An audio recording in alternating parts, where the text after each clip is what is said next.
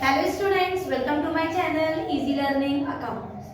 आज के इस वीडियो में हम लास्ट पार्ट पढ़ेंगे of the chapter hire purchase system, जिसमें कुछ इंपॉर्टेंट कॉन्सेप्ट्स अभी हमारे रह गए थे जो मैंने अभी प्रीवियस पार्ट्स में नहीं बताए, वो आज के पार्ट में हम फिनिश करेंगे और चैप्टर को भी वाइंड अप करेंगे। हायर परचेज सिस्टम चैप्टर में बच्चों हमने part A, part B, part C, 3 part पढ़ चुके हैं, जिसमें पहले पार्ट में मैंने आपको बताया था हायर परचेज इंस्टॉलमेंट में डिफरेंस क्या होता है, हायर परचेज के बेसिक फीचर्स क्या होते हैं और हायर परचेज को हम किन 2 कैटेगरीज में पढ़ते हैं। जिसमें पहला पार्ट था where the interest is given in the question, फिर हमने पढ़ा when the interest is not given, और एक कॉन्सेप्ट हमने पढ़ा when the cash price is not given and higher purchase price is given and we are calculating the cash price by using the back calculation method।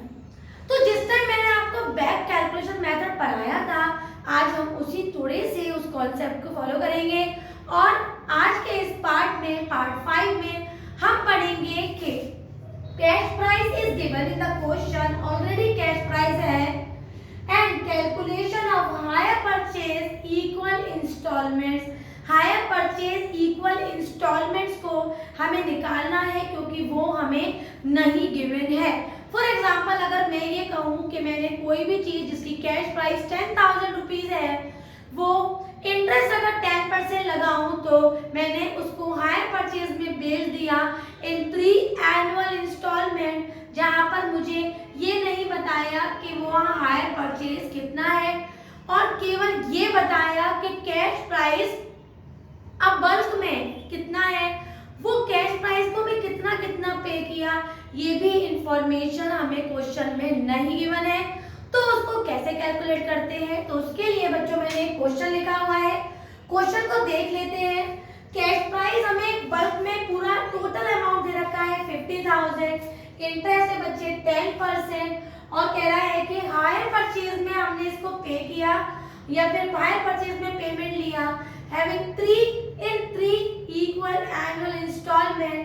तो यहाँ पर question कह रहा है एक तो इंटरेस्ट भी निकालिए और हायर परचेज की वैल्यूज भी बताइए इन ऑल द 3 इंस्टॉलमेंट। या तो यहाँ हमें कैश प्राइस दे देते ऑफ द ईच इंस्टॉलमेंट या फिर पेमेंट बता देते कितना कितना किया without including the interest, that is instalments of the cash, ये भी नहीं बताया। तो इसको कैसे सॉल्व करेंगे, बहुत ध्यान से देखिएगा। मैं केवल आपको कैश प्राइस की calculation and hire purchase price की वैल्यूज एंड इंटरेस्ट की वैल्यूज निकालना बताऊंगी। उसके बाद आप in the books of hire purchaser, vendor, journal entries, account self करेंगे क्योंकि वो मैं अपने प्रीवियस पार्ट्स में बनाना आपको ऑलरेडी बता चुकी हूँ। तो सीधे सीधे पढ़ते हैं। Calculation of cash price, instalments, calculation of hire purchase and the calculation of interest. उसके लिए क्या करेंगे बच्चों, एक टेबल बना लेंगे एज यूजुअल जो हमने प्रीवियस क्वेश्चंस में भी किया है। अब क्या करेंगे इन दिस क्वेश्चन, क्योंकि हमारे पास कैश प्राइस गिवन है, रेट गिवन है, तो हम एज्यूम कर लेंगे let the hire purchase price be 100। Hire purchase price को बच्चों हम 100 मान लेते हैं, राइट। अब ये 3 इंस्टॉलमेंट्स की बात कर रहे हैं, तो हमने इंस्टॉलमेंट अगर लास्ट से चलाएंगे बैक कैलकुलेशन मेथड, तो पहले 3rd इंस्टॉलमेंट, फिर 2nd इंस्टॉलमेंट, फिर 1st इंस्टॉलमेंट। क्लियर है। अब मैंने क्या बोला कि एज्यूम कर लेते हैं कि हायर परचेज के इंस्टॉलमेंट भी 100, तो 100 मान लिया अगर बेटा मेरा पहले इंस्टॉलमेंट था। तो बैक कैलकुलेशन में याद करो जब मैं आपको इंटरेस्ट निकालना सिखाया था तो हमने वैल्यू ली थी कि take the value of the last hire purchase into rate upon 100 plus rate. तो वही चीज हम करेंगे, 100 प्लस रेट है इंटरेस्ट का 10, तो 10 अपॉन 110। तो बच्चे हमारे पास वैल्यू हो जाएगी ये वाली 9.09। क्लियर। अब इंटरेस्ट आ गया हमारे पास 9.09। अब आप ही बताओ अगर कोई भी एक वैल्यू है जिसको हम x माने और x का अगर हम 10% करते हैं तो वो 9.09 आता है, तो वो वैल्यू कितनी होगी आप आराम से बोल सकते हो कि 90.9। ये वाली बात हो गई कि अगर किसी x की वैल्यू का आप 10% करते हो तो वैल्यू 9.09 आती है तो वो x वैल्यू कितनी होगी, आप करोगे कि 100/10 इसको रेसिप्रोकल कर देंगे और वैल्यू हो जाएगी बेटा 90.9। तो इस तरीके से हमारी पहली कैश प्राइस निकल के आ गई, सॉरी थर्ड कैश प्राइस निकल के आ गई 90.9, थर्ड वाली, क्योंकि अभी हम थर्ड इंस्टॉलमेंट की बात कर रहे हैं। क्लियर? आगे बढ़ जाते हैं, क्योंकि हायर परचेज का हमने पेमेंट 100 माना है, तो अगर इस पर मैं सीपी ऐड कर देती हूँ तो अगली बार की हमारी हायर परचेज कितनी हो जाएगी, 90.9। तो अगली बार की बच्चे हम इंटरेस्ट किस पे लगाएंगे, हम लगाएंगे 190.9 पे। किस पे लगाएंगे, 190.90 पे। इन दोनों का एडिशन करेंगे 190.90, और बच्चे जब हम इस पे 10/110 करेंगे तो वैल्यू आप कैलकुलेटर से खुद सॉल्व करिएगा, मैं आपको वैल्यू लिखवा देती हूँ, और वो होगी 70.355। ठीक है? अगर मैं इस वैल्यू को x मान लूं सीपी को, और उसका 10% अगर 17.355 है तो वो एक्चुअल वैल्यू कितनी होगी, 173.55।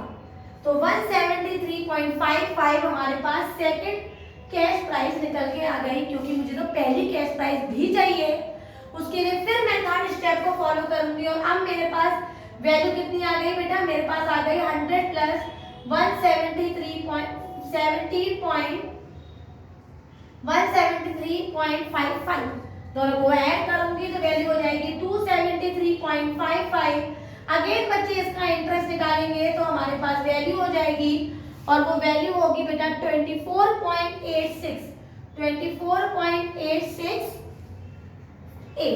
इसे मैंने डायरेक्ट लिख दिया है फ्रॉम द बुक, बट आप इसको कैलकुलेटर से कैलकुलेट करेंगे, और उसके बाद अगर हम इसका 10% अगर किसी चीज की ये वैल्यू है तो इसकी मेन वैल्यू होगी 248.68, और ये आ गया बच्चे हमारा कैश प्राइस, पहला कैश प्राइस, जो कि हमें बहुत ही जरूरत थी और हमने बहुत ही आसानी से इन द 3 स्टेप्स निकाल लिया। अब एक बात बहुत ध्यान से रखना, हम क्या करेंगे, हम लिखेंगे if cash price is 248.68, if the cash price is 248.68, then हमने हायर परचेज क्या माना, is 100, that if cash price is 1, then the higher purchase is 100/248.68। ये तो वो वाली बात आ गई कि अगर 250 ग्राम आम 40 रुपए के हैं तो पूरे 1 किलो आम कितने के होंगे, तो हम उसको रेसिप्रोकल करके इस वैल्यू को उधर ले जाएंगे। तो मैंने 100/248.68 कर दिया। अब क्वेश्चन में कह रहे हैं 50,000 के हिसाब से हायर परचेज कितनी होगी, तो if cash price is 50,000 then the hire purchase price is equal to 100/248.68 into 50,000। तो हमारे पास वैल्यू आ जाएगी बच्चे 20106। जैसे ही हमारे पास हायर परचेज की सिंगल इंस्टॉलमेंट आएगी और हमें अच्छी तरह पता है कि 3 टुकड़े में पेमेंट किया, तो हायर परचेज निकल आएगा हमारा 20106 इंटू 3, और हमारे पास वैल्यू आएगी 60318। This is the hire purchase price and the each instalment price is 2106। Interest भी हमने निकाल लिया 9.09, 17.355 और दूसरा 24.86। इस तरह से इसकी जनरल एंट्री पास करिए, डाउन पेमेंट नहीं है, डायरेक्टली इंटरेस्ट कैश प्राइस और पेमेंट करते जाइए, हायर वेंडर अकाउंट बनाइए, हायर परचेजर अकाउंट बनाइए, और इजीली इस पॉइंट को सॉल्व करिए। This is the concept when we are not having the cash price individually, we are not having the actual interest rate, and we are not at all having the higher purchase installments given in the each annual time। इस तरीके से हम इसको solve करेंगे। इसके बहुत सारे और भी तरीके हैं बच्चों, लेकिन ये सबसे इजी और बेस्ट तरीका है, क्योंकि कुछ इसमें हमने बैक कैलकुलेशन मेथड का इस्तेमाल किया है। अब एक क्वेश्चन और करेंगे, in which when the CP is not there and interest is also not there, then how to calculate, तो देख लेते हैं। इस कॉन्सेप्ट में हम देखेंगे बच्चों कि when in the question cash price का एक बल्क में इंस्टॉलमेंट बता दिया था कि पूरा सीपी जो एक्चुअल में था, जो कॉस्टिंग थी उस एसेट की, मशीन की 50,000 थी। लेकिन अब हम सीखेंगे कि जब क्वेश्चन में कैश प्राइस भी नहीं है कितना है, क्वेश्चन में इंटरेस्ट का रेट भी नहीं गिवन है, और क्वेश्चन में केवल ये बताया है कि कब कब कितना कितना पेमेंट दिया गया है, तो इस तरह से कैश प्राइस कैसे निकालते हैं, इंटरेस्ट कैसे निकालते हैं, वो अब हम देखेंगे। देखिए, A sells computer to B on hire purchase and the payment is as follows. Down payment 6,000 का कर दिया, instalment 6240 at the end of first year, at the end of second year 5760, at the end of third year 5280. Calculate the interest and the cash price. ठीक है, तो बच्चों दो चीज नहीं है और इक्वेशन लगानी है, cash price plus interest is equal to hire purchase, जो हमने शुरू से इस इक्वेशन को लिया है। तो कम से कम दो वैल्यूज तो दी होती तो मैं तीसरी आराम से निकाल लेती, टेबल बना लेती, but the things are not given. तो जब दो चीजें नहीं गिवन होती हैं तो लीनियर इक्वेशंस में, और पहले इक्वेशंस हम 9th और 10th में पढ़ते थे तो हमें बताया जाता था कि जब क्वेश्चन में दो वेरिएबल्स नहीं होते हैं तो कुछ इस तरह से सेट करते हैं इक्वेशन को कि एक वेरिएबल अपने आप ही आपस में कैंसिल हो जाए और एक वेरिएबल बचे जिसको हम इक्वेशन में पुट करें और आंसर निकाल दें, राइट। तो हम यही करने के लिए करते हैं, let the cash price be, x मान लेते हैं कैश प्राइस को, and the interest be I, और इंटरेस्ट को i मान लेते हैं, राइट। अगर मैं इसी चीज को मान रही हूं तो मेरी इक्वेशन क्या बन गई, मेरी इक्वेशन बन गई x plus I is equal to H T, और इंडिविजुअली हायर परचेज प्राइस की मुझे वैल्यूज गिवन है, राइट। तो अब मैं क्या करूंगी बच्चों, तीन इक्वेशंस बनाऊंगी। मैं लास्ट इंस्टॉलमेंट से चलाऊंगी, थोड़ा सा बैक कैलकुलेशन से अगर हम इस्तेमाल करेंगे तो हमारी बहुत ही कन्वीनियंटली हम आंसर निकाल लेंगे। तो इन द थर्ड इंस्टॉलमेंट हमारे पास वैल्यू हो जाएगी x plus I is equal to, third instalment है बेटा हमारा 5280। तो ये बन गई बेटा हमारी equation by using the formula CP plus interest equals to hire purchase price. अब इन द सेकंड इंस्टॉलमेंट तो बेटा जब इंटरेस्ट जो भी रही होगी तो उतना परसेंटेज डबल रहा होगा इससे पिछले वाले इंटरेस्ट पे, जो हमारा रेट रहा होगा वो डबल रहा होगा। तो एक वेरिएबल को कैंसिल करने के लिए, एक वैल्यू को कैंसिल करने के लिए मैंने दूसरी इक्वेशन बनाई x plus 2i is equal to, और वैल्यू आई 5760, और मैंने ये सेकंड मान लिया। ध्यान से समझिएगा, कोई चीज समझ में ना आए तो वीडियो बार बार रिमाइंड कर करके देखिए ताकि अच्छी तरह आपको बात समझ में आए। ऐसा तो आप न्यू टेक्नोलॉजी में पॉसिबल ही नहीं है कि एक बार जो मैं बोल रही हूँ वो चीज आप रिपीट करके ना देख पाए। वीडियो स्टॉप करिए, बैठ जाइए, बार बार देखिए और अच्छी तरह इस कॉन्सेप्ट को समझिए, बहुत ही इंपॉर्टेंट कॉन्सेप्ट है। आगे बढ़ जाते हैं। अब हम फर्स्ट इंस्टॉलमेंट की अगर इक्वेशन बनाते हैं बच्चे तो again cash price x plus 3i, क्योंकि यहाँ पर इंटरेस्ट सबसे ज्यादा लगा होगा क्योंकि इसकी कैश प्राइस की वैल्यू भी सबसे ज्यादा रही होगी, तो ये आ गई हमारी 6240, राइट। अब हम क्या करेंगे बच्चे, बाय एडिंग, ध्यान से देखिएगा, by adding equation 1 and equation 2, equation 1 और इक्वेशन 2 को ऐड कर लेंगे बच्चे।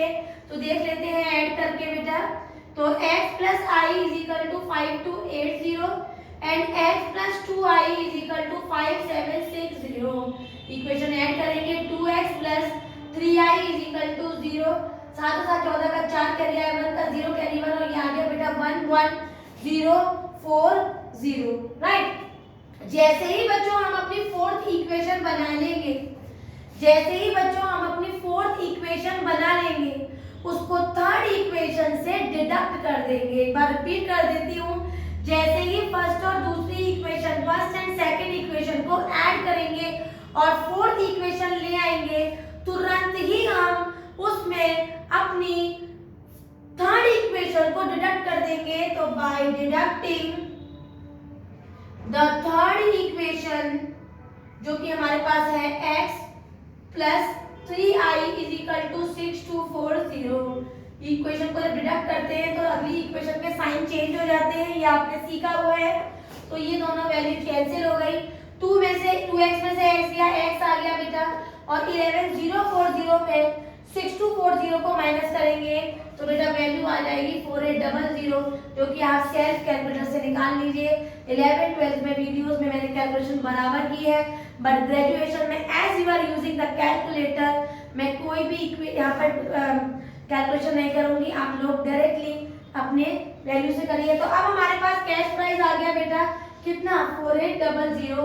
सेपरेटली इक्वेशन से निकाल लेती हूँ, कोई भी एक इक्वेशन लगाओ, मान लो मैंने इस इक्वेशन में लगाया तो वैल्यू आ गई 4800 plus I is equal to 5280। तो बेटा आई आ जाएगी हमारी 5280 माइनस 4800, तो वैल्यू आ जाएगी बेटा हमारी 200 और 200 480। तो पहली आ गई वैल्यू हमारी 480। ठीक है, दूसरी इक्वेशन में देख लेते हैं।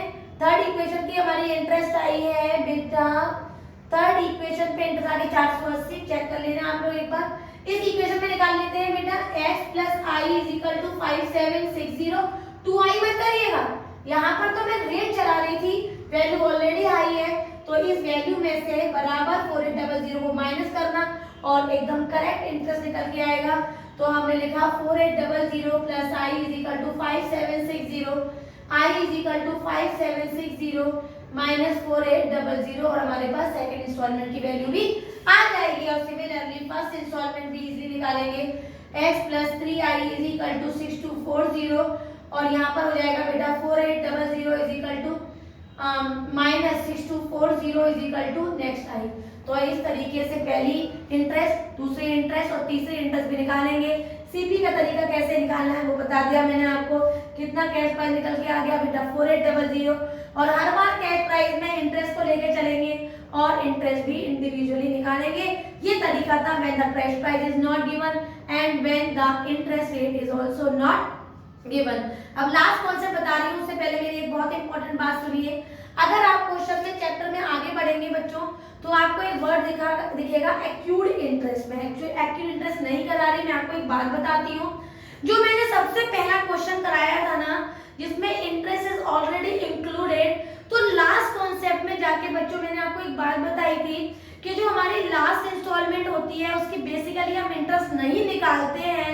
लास्टली जो हमारी हायर परचेज की वैल्यू होती है और जो सीपी की हमने वैल्यू निकाली होती है आपस में माइनस कर देते हैं, और जो वैल्यू उसका आंसर आता है वो होती है एक्यूड इंटरेस्ट। तो एक्यूड इंटरेस्ट को नहीं बता रही हूँ, बस याद रखना लास्ट इंस्टॉलमेंट जो हमारा होता है उसको आपस में अगर माइनस कर दो एचपी को कैश प्राइस से, तो जो डिफरेंस आता है उनका वो हमारा लास्ट इंटरेस्ट होता है, जिसे हम एक्यूड इंटरेस्ट कहते हैं। और आगे बढ़ेंगे तो बच्चों आपको दिखेगा वैल्यू जिसकी हेडिंग होगी hypothecation of property purchase under hire purchase with the financier. ये भी कॉन्सेप्ट बहुत इजी है, बस 1 मिनट समझने का पॉइंट है। एक चीज देखिए, मैं कोई चीज सेलर से ले रही हूँ, दुकानदार से ले रही हूँ, हायर वेंडर से ले रही हूँ। हायर वेंडर को पे ना करते हुए मैंने किसी फाइनेंसर से कह दिया कि आप मेरे बिहाफ से पे करो and I will pay to you in the different instalment. तो बच्चों वो इंटरेस्ट पैसों का चाहे मैं सेलर को दूं, वेंडर को दूं, चाहे फाइनेंसर को दूं, ना तो इंटरेस्ट निकालने में कोई डिफरेंस आएगा, ना हायर वेंडर अकाउंट बनाने में डिफरेंस आएगा। बस अंतर ये आएगा कि मशीन अकाउंट में जब आप पेमेंट हायर वेंडर को करते हो, या प्लांट अकाउंट में जब आप करते हो, या वेंडर अकाउंट में करते हो, हायर परचेजर अकाउंट में जब आप पेमेंट करते हो ना बच्चों हायर वेंडर को, तो वहां पर आप हायर वेंडर ना लिख के टू कंसर्न्ड फाइनेंसर का नाम लिखना, और यहाँ पर आपका हाइपोथेटिकेशन ऑफ द प्रॉपर्टी वाला कॉन्सेप्ट भी खत्म हो जाएगा। अब एक लास्ट कॉन्सेप्ट देखते हैं, that is default in payment, मतलब पेमेंट नहीं आए, ड्यू डेट पे पेमेंट नहीं मिले हायर परचेज का, तो क्या करते हैं देख लेते हैं। नेक्स्ट पॉइंट हम जो लास्ट पॉइंट सीखेंगे बच्चों वो है डिफॉल्ट इन पेमेंट। डिफॉल्ट तो हुआ ही हुआ, और साथ में ये भी देखेंगे कि जब सेलर अगर कोई भी इंस्टॉलमेंट का पेमेंट नहीं करता, जैसे कि आपको स्टार्टिंग में बताया था कि हायर परचेजर से अगर हम कोई चीज ले रहे हैं, हायर इंस्टॉलमेंट से ले रहे हैं, तो जो हमारा हायर वेंडर होता है ना वो हमें ओनरशिप नहीं देता उस एसेट्स की। और अगर हम किसी इंस्टॉलमेंट में बच्चों डिफॉल्ट कर देते हैं तो सबसे सबसे बेस्ट तरीका होता है सेलर का कि वो हमारे गुड्स वापस ले लेते हैं, वो मशीन हमसे वापस ले लेते हैं, वो एसेट हमसे वापस ले लेते हैं, वो बाइक, वो motorcycle, whatever we have purchase from the hire instalment system हमसे वापस ले ली जाती है और उसको वो किसी और को भी बेच सकते हैं। कहीं ना कहीं ये सेलर का फायदा ही होता है क्योंकि वो ऑलरेडी रिसीव्ड इंस्टॉलमेंट्स आपको रिटर्न नहीं करते हैं, राइट। तो अब हम देखेंगे कि जब भी डिफॉल्ट होता है तो किस तरह से इंटरेस्ट निकालते हैं और कंसर्न अकाउंट कैसे बनते हैं। तो मैंने एक क्वेश्चन लिखा हुआ है, इस क्वेश्चन में सिंपल से दिया हुआ है कि ए ने सामान खरीदा है बी से ऑन 1 अप्रैल 2014, कैश प्राइस है बच्चों 10,600 और पेमेंट किया है उसको 3,000 के 4 इंस्टॉलमेंट में और 5% का इंटरेस्ट कह रहे हैं और उन्होंने बोला कि 31 मार्च 16 के बाद उसने पेमेंट नहीं दिया और फिर सेलर ने सारी फॉर्मेलिटीज की, लीगल फॉर्मेलिटीज, और उसमें ओवरहॉलिंग मतलब उस मशीनरी को 1000 रुपए में ठीक कराया और उसको दोबारा से किसी और परचेजर को बेच दिया। इसको हमें इस पे इंटरेस्ट कैलकुलेट करना है, इसके अकाउंट्स बनाने हैं और लास्टली जो मैं आपको दिखाऊंगी मैं आपको बताऊंगी कि इसका पोजीशन में देना। तो रीपसेस्ड एसेट्स अकाउंट कैसे बनता है, जो अकाउंट्स मैं ऑलरेडी बता चुकी हूँ उसको बनाऊंगी नहीं, केवल आपको ओरली बता दूंगी कि कहाँ तक किस ईयर तक हमें उसे मेंटेन करना है। तो सबसे पहले बच्चों इसकी छोटी सी कैलकुलेशन कर लेते हैं, वो आप लोगों को जनरल बताने के लिए। आप खुद ही बताओ, कोई चीज अगर आपने 10,600 रुपए से ली है बच्चे और आपने 4 इंस्टॉलमेंट में पेमेंट किया है एनुअली 3,000 के, तो काउंट करिए 3, 3, 6, 3, 9, 3, 12, मतलब 12,000 में आपने टोटल पेमेंट दिया। इसका मतलब इसमें इंटरेस्ट कहीं ना कहीं छुपी हुई है वैल्यू में।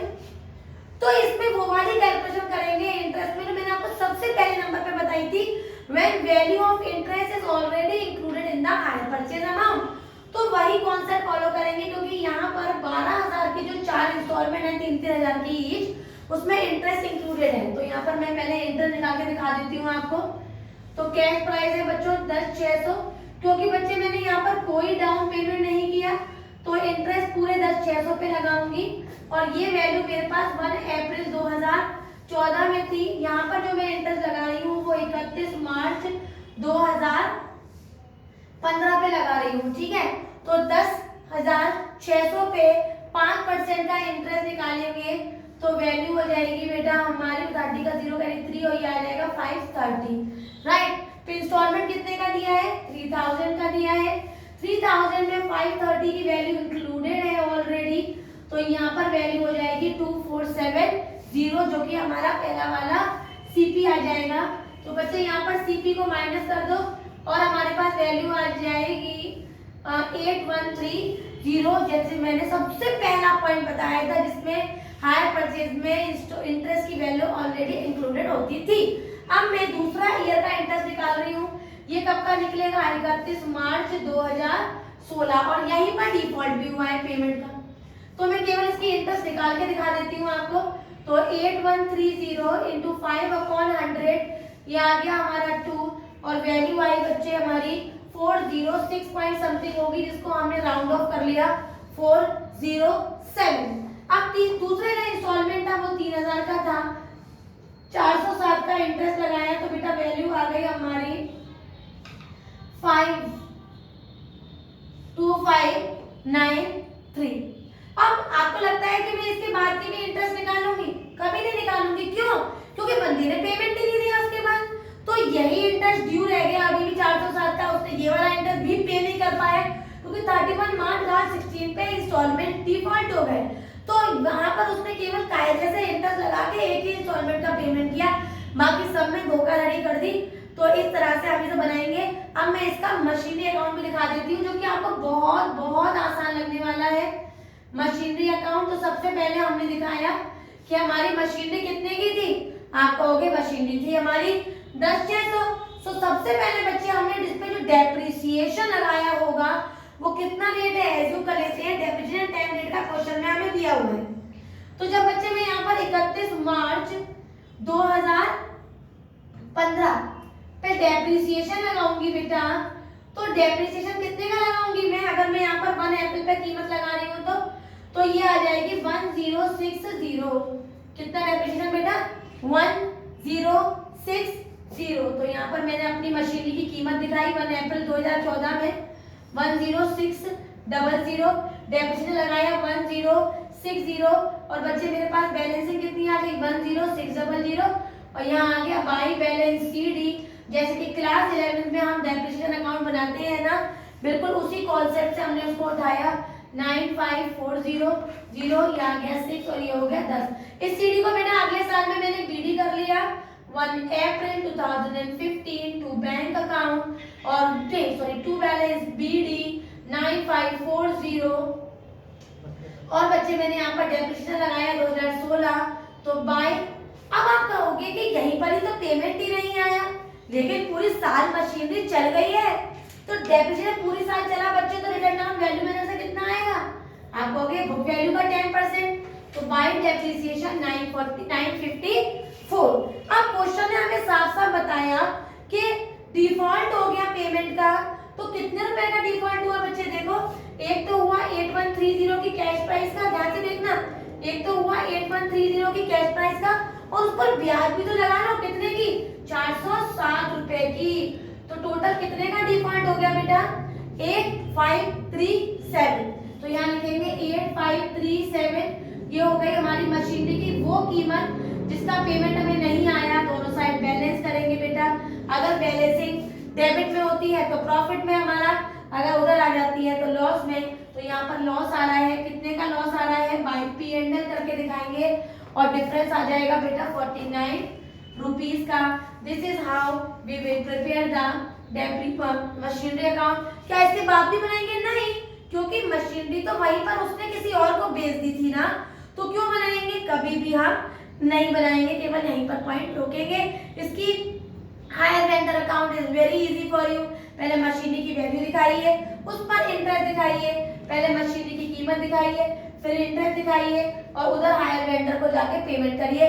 दूसरे में पेमेंट बिल्कुल मत करिए, क्योंकि टू बैंक तो आप लिख ही नहीं सकते in hire vendor, to machinery से छोड़ देना, क्योंकि वहां पर हम ये मान के चलेंगे कि पेमेंट अभी नहीं आया। जो बहुत इंपॉर्टेंट पॉइंट मैं आपको बताने जा रही हूँ वो हमारा लास्ट कॉन्सेप्ट है और उसे हम कहेंगे हमारा, जो कि बेसिकली इस कॉन्सेप्ट में हमें दिखता है, वो है रीपोजेशन एसेट्स अकाउंट। ये बच्चे केवल उसी तारीख का बनता है जिस दिन हम अपनी मशीनरी को किसी और को रीपोजेस कर देते हैं, किसी और को बेच देते हैं, किसी और को वेंडर सेल कर देता है। तो रीपोजेस कर दिया, पोजीशन किसी और को दे दिया। हायर वेंडर हायर परचेजर के बीच में डील है, लेकिन वो नई डीलिंग है जब पुराने हायर परचेजर ने सामान का पेमेंट, इंस्टॉलमेंट का पेमेंट टाइम पर नहीं दिया।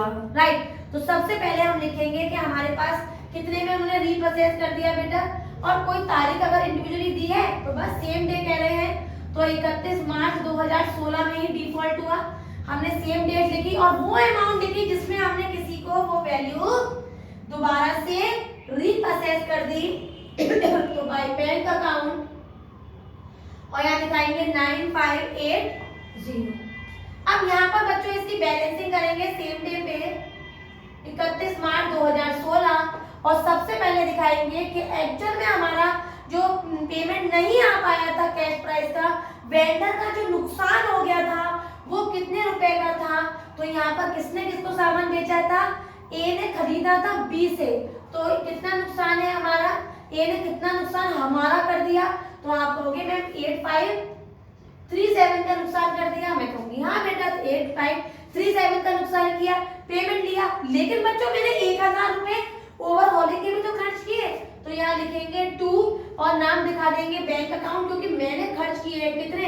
1000। दोनों साइड बैलेंसिंग करेंगे बच्चों और हमें ये मालूम पड़ जाएगा कि अगर एक इंसान ने धोखा कर दिया तो क्या दूसरे को अगर मैंने रीपोजीशन किया है तो वो मेरा फायदा है या मेरा नुकसान। अगर वही चीज डेबिट में आती है तो वो प्रॉफिट कहलाती है, वही चीज अगर यहाँ आ जाए तो लॉस।